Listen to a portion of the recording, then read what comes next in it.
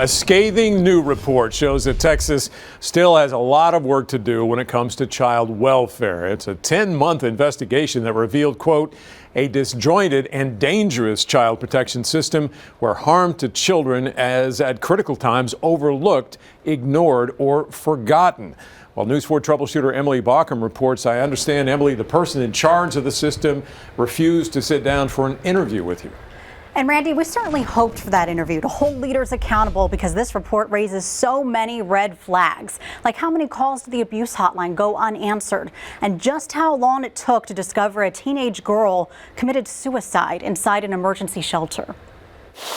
It's very disheartening. More than 300 pages, the work of federal court monitors who went inside the child welfare system. And it's bringing light deficiencies that I don't think, as a lawmaker, I would know about. State Representative Ina Minjares says the most disturbing finding, far too many homes, shelters, and centers where children are placed are not living up to their promises. I can't have children continue to be placed in these placements and possibly be in danger. 3 deaths this year are highlighted. In February, a 14-year-old girl collapsed and died inside a residential treatment center. Staff waited 37 minutes to call 911 because they thought they needed permission.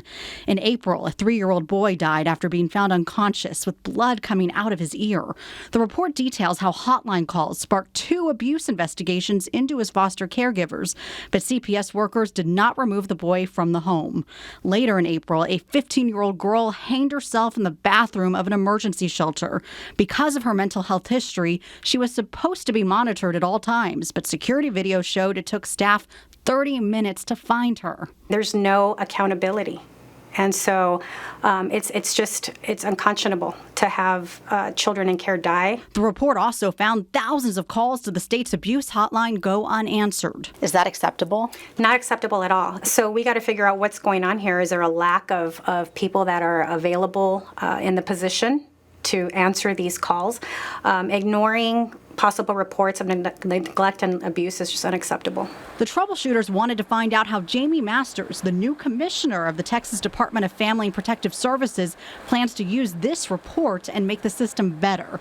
We were told she wouldn't answer our questions. We are fully responsible if something happens to a child in our care. This is a situation that we can't be silent on. This needs to be a priority.